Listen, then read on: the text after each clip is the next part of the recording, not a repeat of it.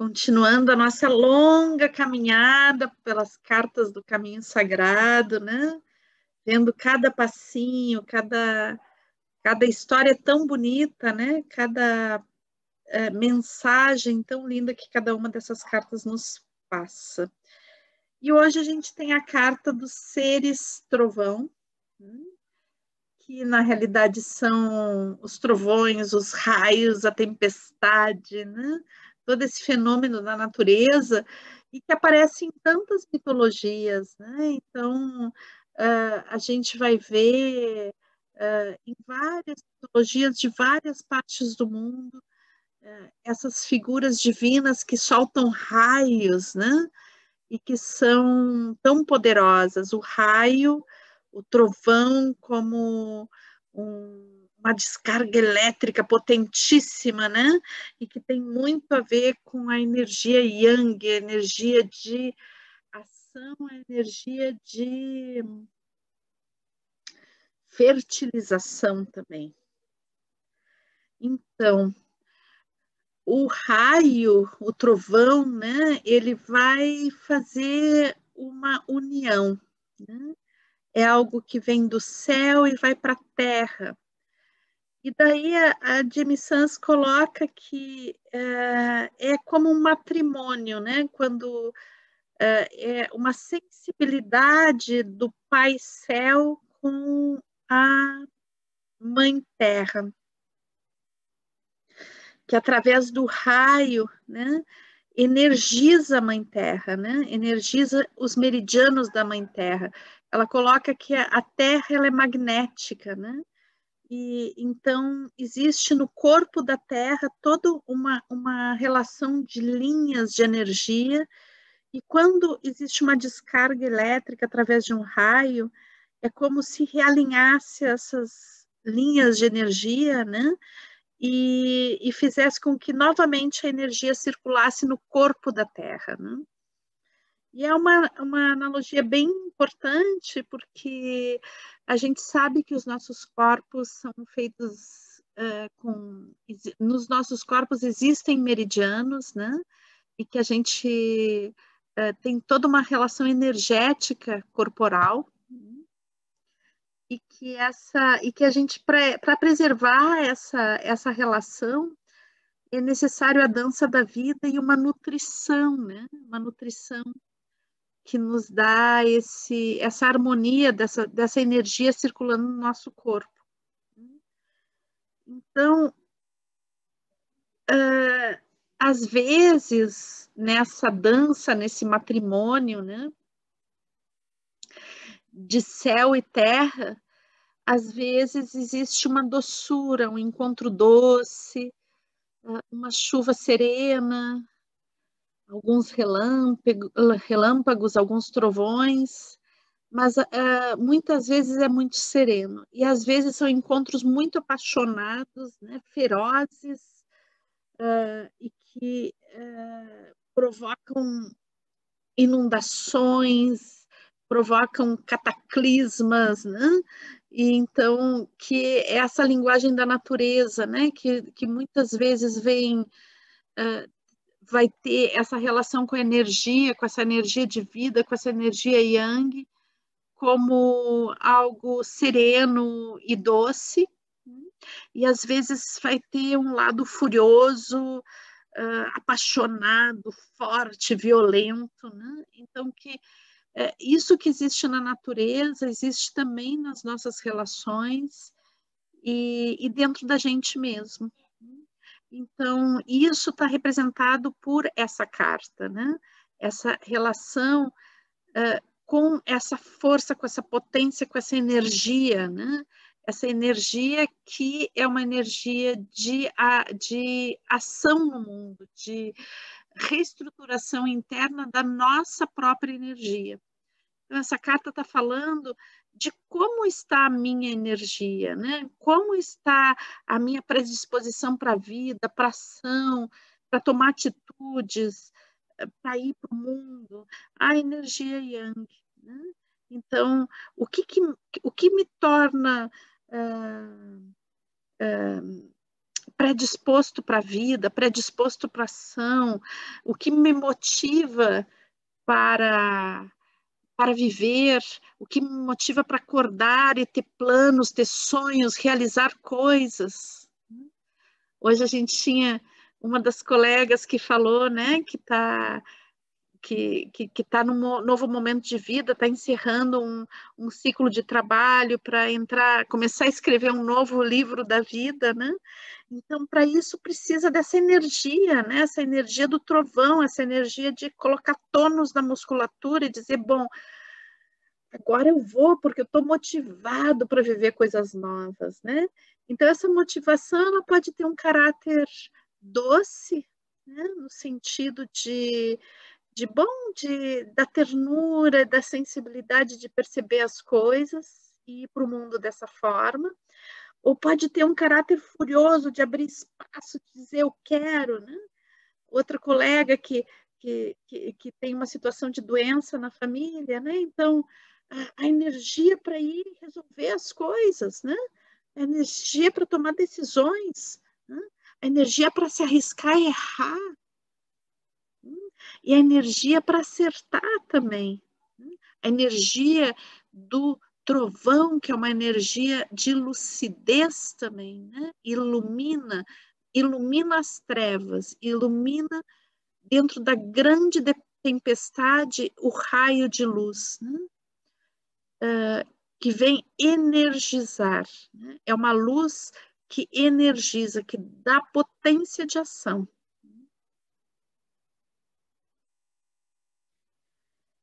Energizar a terra.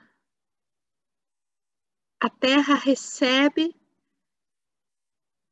a potência elétrica, a potência da energia, né? E faz com que circule novamente a energia dentro das suas entranhas, né? Então, é o momento de a gente receber energia, de a gente se abrir para se energizar. É o momento, essa carta assinala o momento de, bom, agora é o momento de se abrir para si mesmo, se abrir para a ação, se abrir para os meus sonhos, se abrir para mover a energia necessária. Então, essa carta está falando de um tipo específico de energia, que é a energia Yang.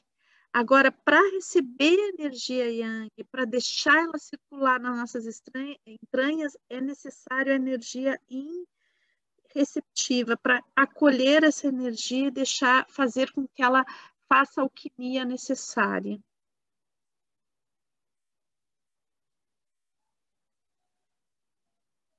Voltar a circular com essa energia. Voltar a circular a energia Yang. Para muitos de nós que estamos vivendo essa situação atualmente, né, essa situação da pandemia, essa situação onde tantas coisas ficam estagnadas, a gente fica no compasso de espera, né, tanto tempo. Será que a opção é o compasso de espera? Hoje a gente conversava sobre isso, né? A opção é esperar, somente esperar, ou a opção é criar novas alternativas, né? Estar receptivo a ser energizado, né?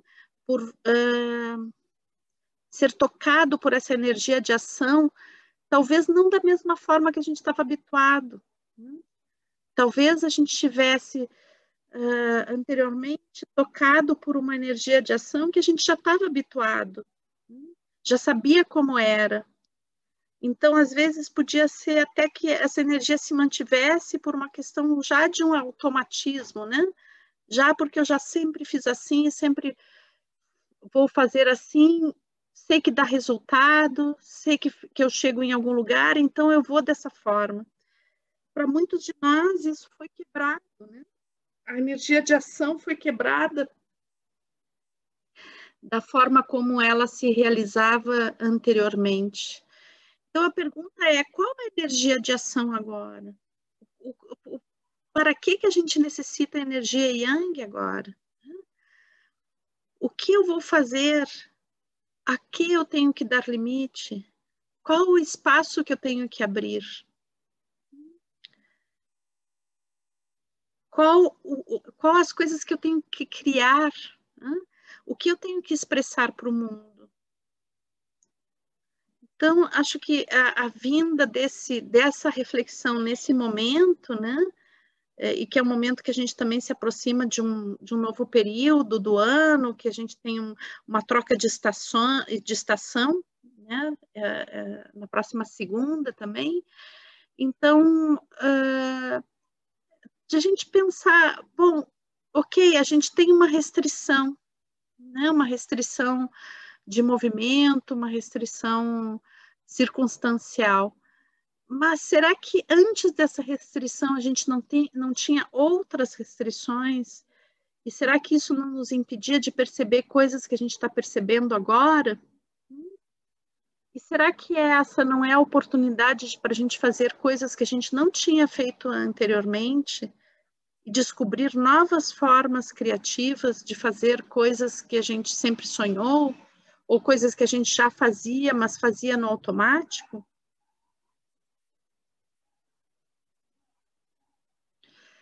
Então, junto com o raio, né? O raio costuma vir junto com as tempestades, né?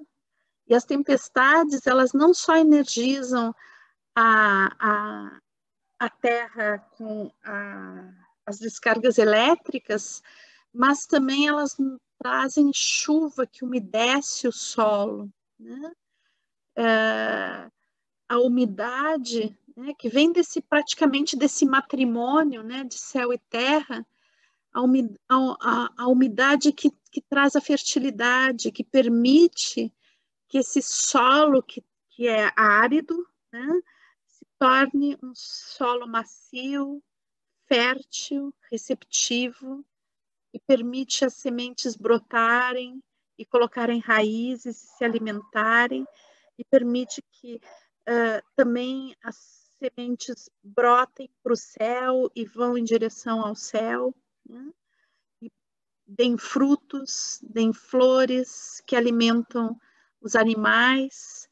Então, essa chuva que vem da tempestade, essa chuva que vem da união de céu e terra, essa chuva que, que acompanha esse matrimônio sagrado, né? Ela traz como consequência essa fertilidade, esse amaciar o solo, essa disposição a alimentar a vida,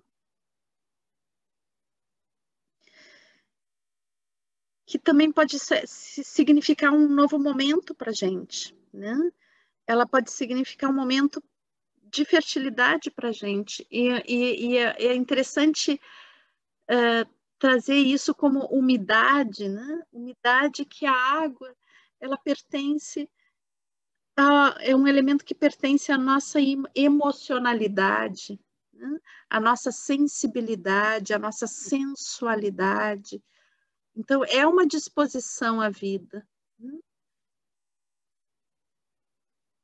Esse energizar-se no sentido de energia yang, né?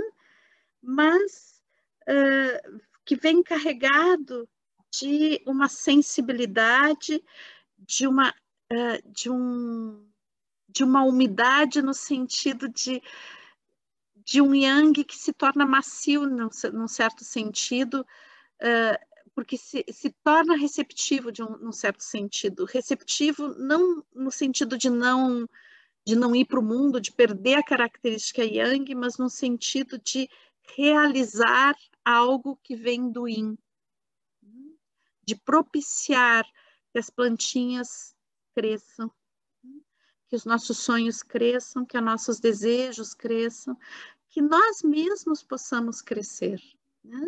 Que nós mesmos possamos deixar de ser um solo estéril ou um solo ressequido, um solo carente, para que a gente possa ser um solo úmido, que agora é energizado, possa brotar tantas coisas lindas que estão aí guardadas, esperando a oportunidade para nascerem.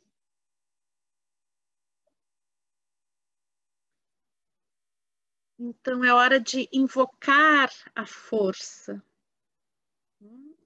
e sair da paralisia. A paralisia é algo que vem de uma emoção. Então, o que nos paralisa? Antes de tudo, o medo. Então, o medo é uma emoção fria, né? É uma emoção que nos congela, é uma emoção que faz com que a gente não consiga ir para ação. Então, a energia do raio é uma energia que é quente, né?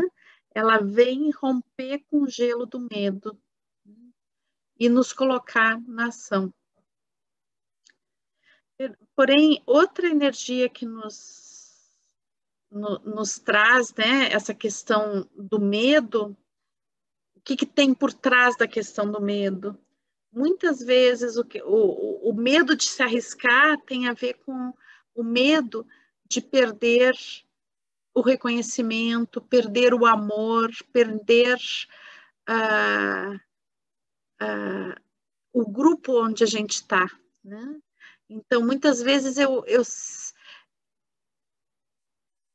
eu recebo essa energia yang, eu começo a brotar, mas daí eu fico pensando, bom, mas eu vou, se eu nem vou pensar, né? Eu já sinto, eu vou mudar coisas na minha vida e isso vai fazer com que eu me afaste das pessoas, da expectativa das pessoas.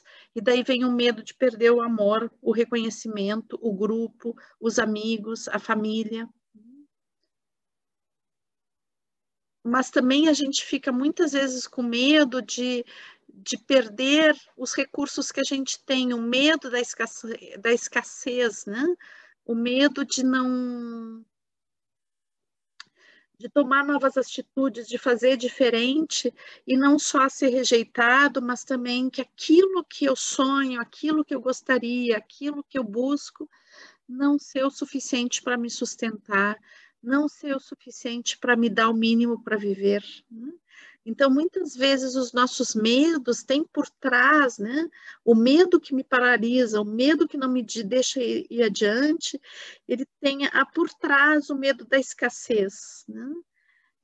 E pode estar vinculado à escassez de recursos ou mesmo o medo da escassez do amor, né?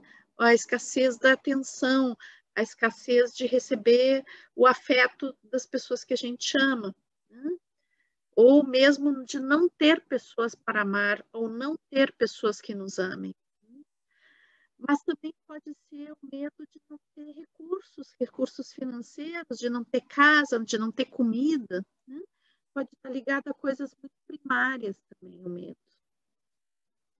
Às vezes, esse medo nem mesmo nos pertence, né? É um medo que foi vivenciado por outras pessoas que nos antecederam e que fica impregnado nos nossos corpos, nas nossas mentes, como memórias, né? Memórias de outros tempos, memórias de outras vivências, e que a gente acaba carregando na nossa experiência pessoal, algo que não se explica pela nossa experiência pessoal, mas sim, se a gente vai olhar para a nossa ancestralidade, ou mesmo para a história da humanidade, isso fica explicado, né? Porque como hoje a gente viu, que a gente trabalhou um pouquinho o Chale e as histórias da família de cada um, né? Não, a vida dos nossos ancestrais nem sempre foi muito fácil, né? E talvez os nossos ancestrais, imagino, né? Pode ser que não, mas imagino que os nossos ancestrais muitas vezes não tinham alguns recursos que a gente tem para pedir ajuda para entender melhor a vida, né? Ou entender melhor a si mesmos. Dentro das culturas muito antigas existia toda uma religiosidade e uma espiritualidade e uma forma de pensar que eu acho que também ajudava muito, né? Muitas pessoas em épocas do passado.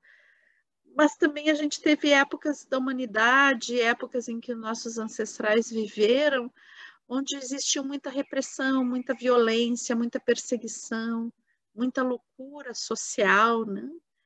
E eu acho que isso também fica muitas vezes registrado dentro da gente, na forma desses medos inexplicáveis que acabam nos paralisando e não nos deixando viver as coisas que a gente gostaria de viver, né?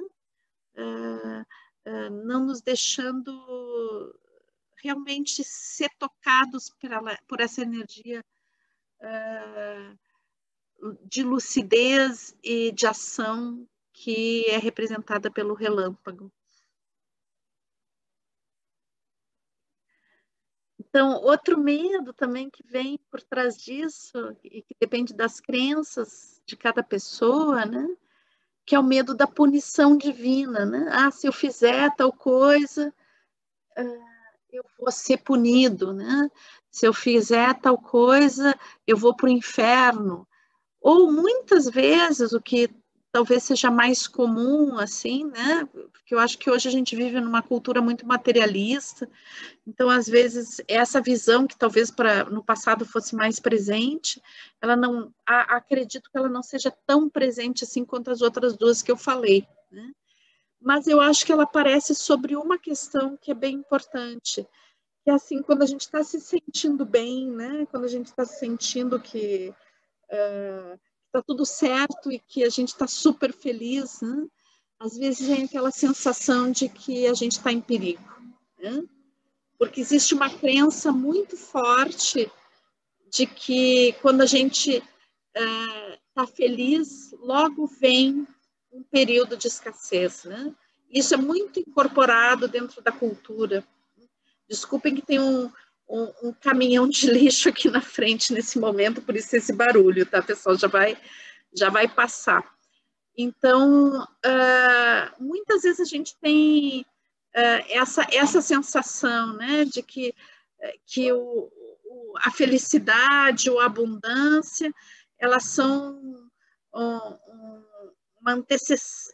vão anteceder um período de escassez, de tristeza, e que então, às vezes a gente está no meio de uma coisa maravilhosa e tem essa sensação ruim, né? Essa sensação de que algo pode acabar com tudo de repente. Isso é muito introjetado dentro da nossa cultura, porque o prazer, né? O prazer, a felicidade, o bem-estar, de desfrutar da vida, ele historicamente na nossa cultura, que é muito voltada para o sofrimento, né?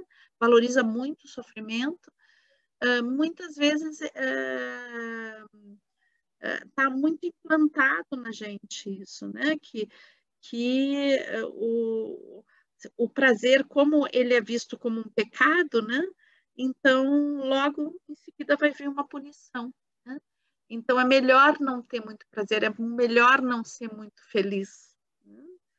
Então, são coisas que vão nos paralisando, vão tirando, vão roubando, vão sugando a nossa energia yang, né?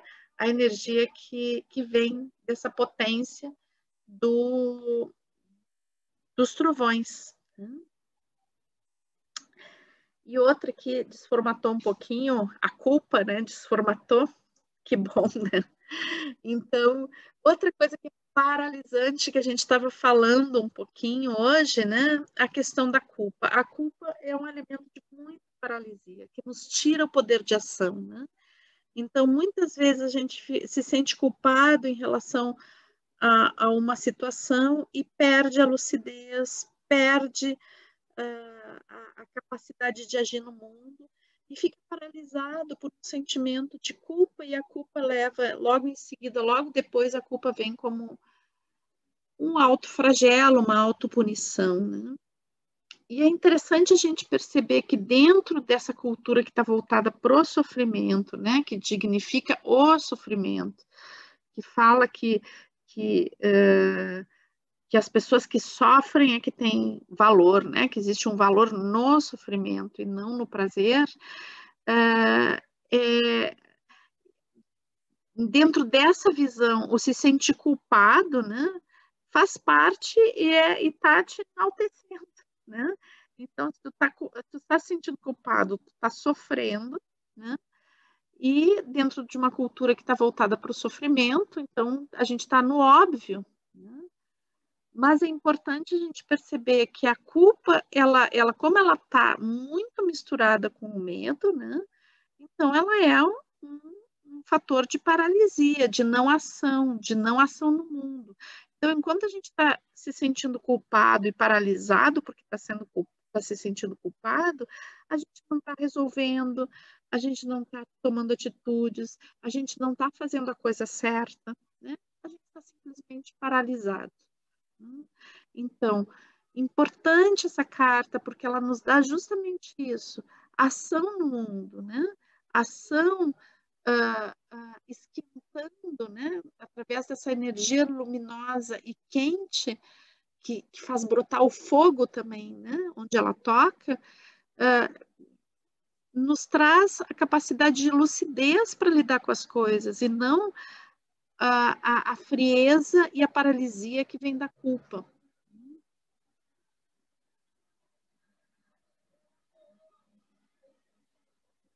E muitas vezes essa culpa também, ela não só está ligada assim a situações específicas, né? Que eu cometi um erro, então eu me sinto culpado, mas muitas vezes a culpa ela está relacionada a não corresponder às expectativas dos outros, né? O quanto de culpa paralisante muitas vezes nós temos porque simplesmente a gente não corresponde à imagem que algumas pessoas gostariam de que nós colocássemos no mundo, por a gente não fazer aquilo que os outros esperam que a gente faça. Então, às vezes eu consigo dar o limite e não fazer aquilo que eu não quero fazer, mas que é o desejo do outro, né? Mas às vezes eu dou esse limite e me sinto super culpado, né? E deixo de desfrutar da vida e deixo de agir no mundo porque estou paralisado pela culpa. Então, sair um pouco, né, dessa paralisia, né? E invocar os seres trovão, né? Então, como que a gente faz para invocar os seres trovão? E retomar, né, a energia yang e nos energizar. Como é que a gente faz isso, né? Então, o que traz energia para a gente? O que pode trazer essa energia? Claro, o trovão aqui é uma metáfora, né? Mas o que em concreto a gente pode fazer para nos energizar, né? Então, vamos para o bem básico, né? Bem básico, bem óbvio, que é, vamos começar do começo, né? Se alimentar bem, né? Cuidar daquilo que entra no nosso corpo, a qualidade dos nossos alimentos, né? A sensibilidade para perceber o que o nosso corpo precisa a cada momento, né? Então, a gente tem internamente sinalizações do que a gente precisa para se sentir bem, né? Para que nos faz ter mais energia, que nos faz estar mais dispostos para a vida. A gente sabe que depende da alimentação que a gente tem, também a gente pode ficar mais pesado, menos disponível, pode passar mal, pode ter o sistema imunológico debilitado, né? Outra coisa que nos energiza, né? Boas relações, bons amigos, a escuta, a compreensão, a presença, a compaixão. As pessoas, as boas relações com as pessoas são fatores de energização super importantes, né? A gente tem colocado muito isso, que existem bons alimentos que são os que a gente come, né? E bons alimentos que são as relações com as quais que a gente estabelece, as relações humanas que compõem a nossa vida. É super importante que sejam boas relações. Isso nos dá energia, nos alimenta de energia. São como trovões na terra, né? Nos enchem de energia e capacidade de agir no mundo. É claro que também, da mesma forma, e eu acho que eu acredito que cada um de vocês já viveu isso várias vezes, né? Existem relações que em uma palavra, em um gesto, em uma presença, elas nos tiram e sugam toda a energia, né? Então, é importante a gente ter relações que nos ajudem a nos potencializar e não fiquem nos roubando energia. Depois o movimento, né? Então, a gente poder perceber, e volto a dizer aqui, né, esse momento que a gente está passando, que o nosso próprio movimento fica restrito, né? Então, qual o movimento que eu sinto necessidade, qual o movimento que me energiza, me dispõe para a vida, né? Então, é caminhar, é dançar, é nadar, é brincar, né? O que eu preciso? E isso cada um vai ter uma resposta, né? Pode ser que para alguém nadar seja a melhor coisa desse mundo e para o outro seja a pior coisa desse mundo. Então, cada um tem que ouvir, né? Não é qualquer movimento. Aqui a gente não está falando de um movimento mecânico, né? Aqui a gente está falando da alegria de se movimentar, da alegria de estar na vida, né? Da alegria de estabelecer uma relação corporal com o ambiente, né? Então, cada um tem que buscar qual é a sua resposta, mas o movimento é muito importante. O movimento vai nos energizar e vai nos colocar em contato com a energia Yang. Depois, claro, né, a natureza, o contato com a natureza é super energizante, né? Então, se a gente vive só no meio do concreto, só no meio do estresse da cidade grande, que está tão afastada da harmonia da natureza, né? A gente pode ver que a cidade, não é que a cidade não seja natureza, né? A cidade, ela está na terra, então ela é natureza como qualquer outro lugar, né? Mas tem alguns aspectos do urbano, né? Que são muito dissociativos, né? E estressantes. Então, está super comprovado que o verde, as paisagens harmônicas, pouco tocadas, né? São paisagens que são capazes de nos harmonizar e nos energizar, enquanto paisagens muito artificiais, muito cheias de concreto, elas são paisagens que nos tiram energia e nos dissociam. Então, é muito importante esse contato com a natureza, né? E claro que cada um vai ter que buscar dentro das suas possibilidades, especialmente nesse momento, como seria esse contato. Mas é fundamental, né? É fundamental que a gente ao menos veja da janela as árvores, né? Que a gente possa cuidar de uma plantinha, que a gente possa interagir de alguma forma com a natureza, né? Com esse ambiente. Quando eu falo com a natureza, é esse ambiente mais harmônico e preservado.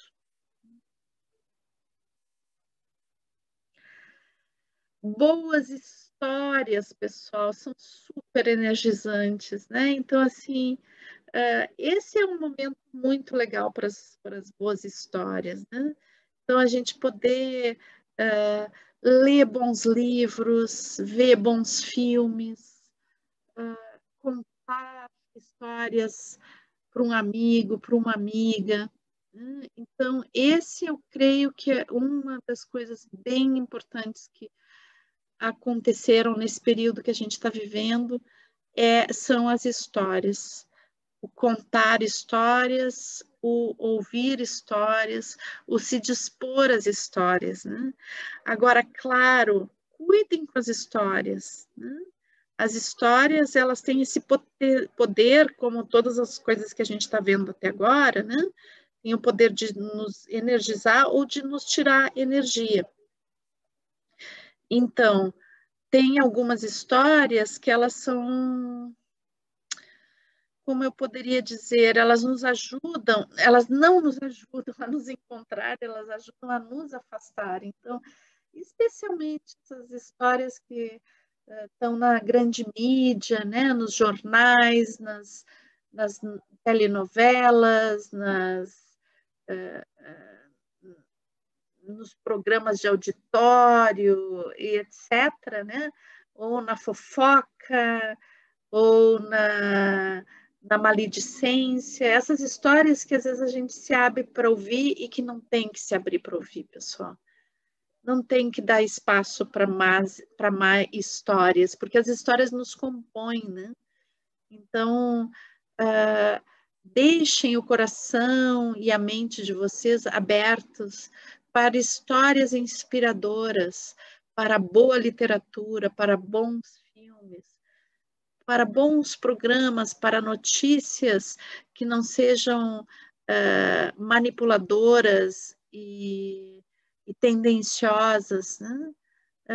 Abram o coração de vocês para ouvir um amigo, ouvir a história de um amigo e não para ouvir a história de alguém contando de outro, falando mal. Né? Então, é isso. Boas histórias, isso energiza. Né? Nada mais lindo que uma história bem contada, que nos leva a viajar, mesmo sem sair de casa. O descanso, né, pessoal? Descansar. Parece uma contradição a gente falar de energia yang e falar de descanso, né? Mas sim, está relacionado. Porque se eu não tiver autorregulação, eu perco toda a minha capacidade de energia yang, não serve para nada toda a energização que a gente falou até agora, se eu não souber me autorregular, né? Então, também vê na mensagem do trovão, né? Que é esse fulmine, né? Alguma coisa que vem como uma flecha, vai, acontece e acabou, né? Então, assim, a gente quer essa energia, né? Mas se a gente não sabe lidar com a autorregulação dela, ela vem com uma potência fulminante, né?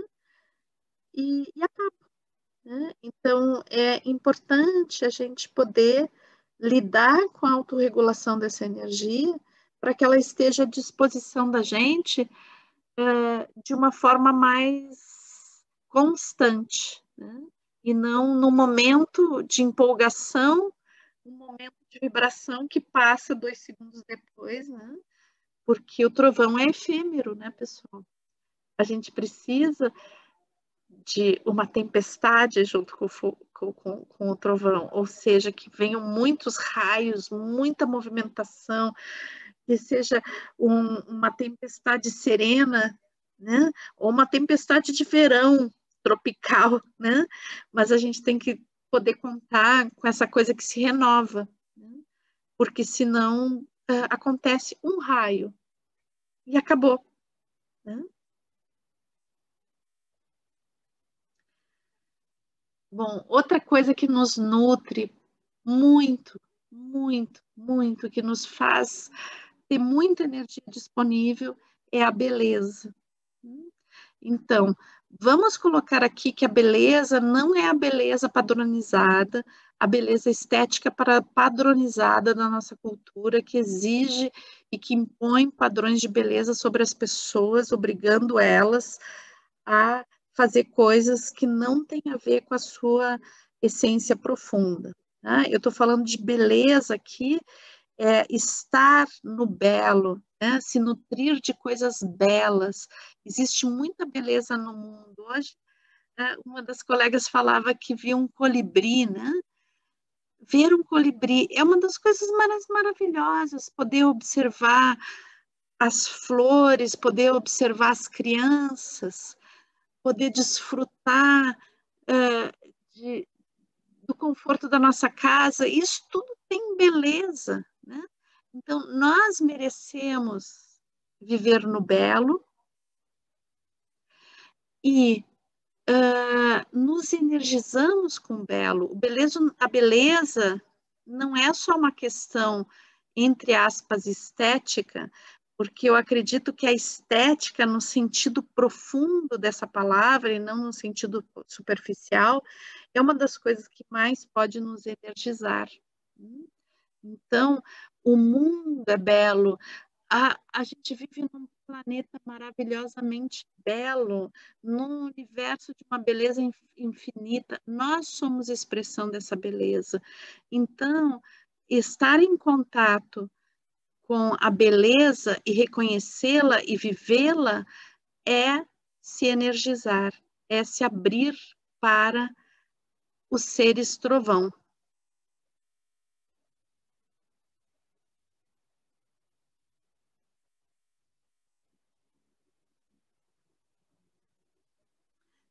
Um pouquinho, pessoal, que eu estou sem acesso aqui ao que está escrito. Ok, apreciar a vida, desculpe.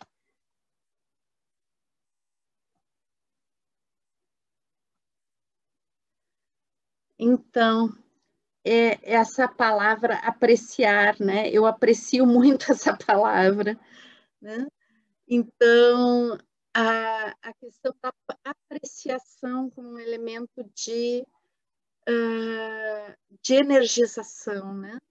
Então, a gente está falando um pouco da beleza, né? A beleza, ela se manifesta sobre diversas formas. A beleza não é só algo que nos toca o sentido da visão, né? O sentido da visão é um dos sentidos que são tocados pela beleza.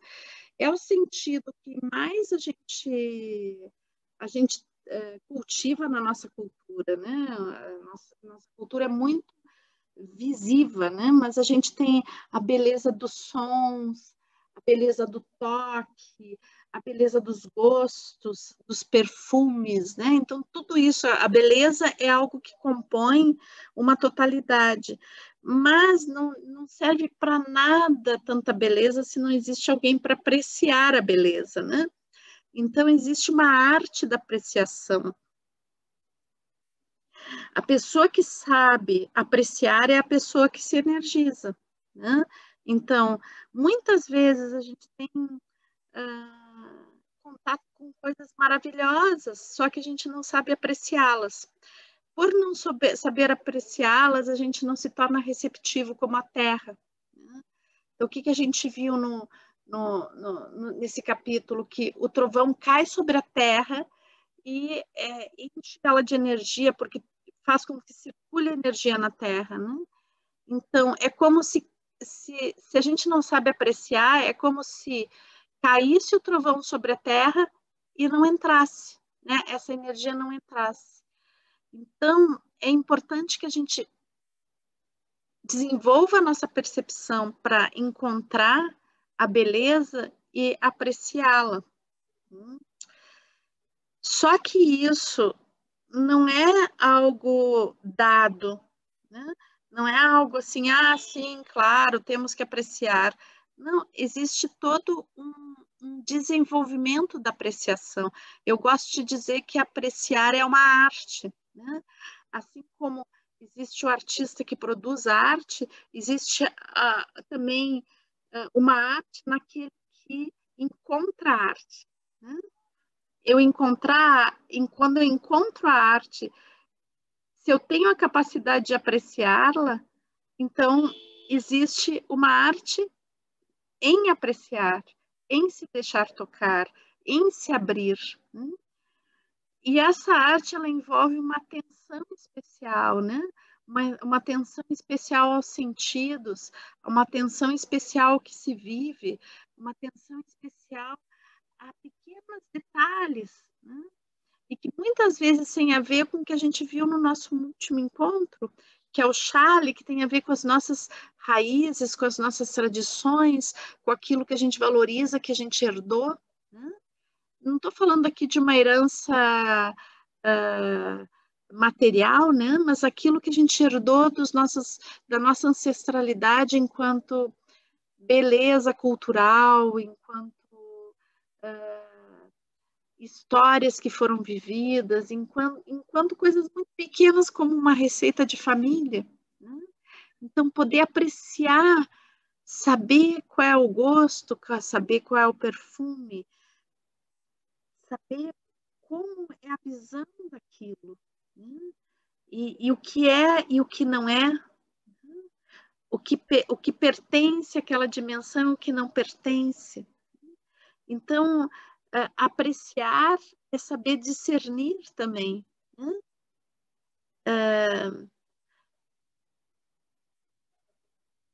Muitas vezes a gente diz assim, as coisas são todas iguais. Não, as coisas não são todas iguais. As coisas são todas diferentes, né?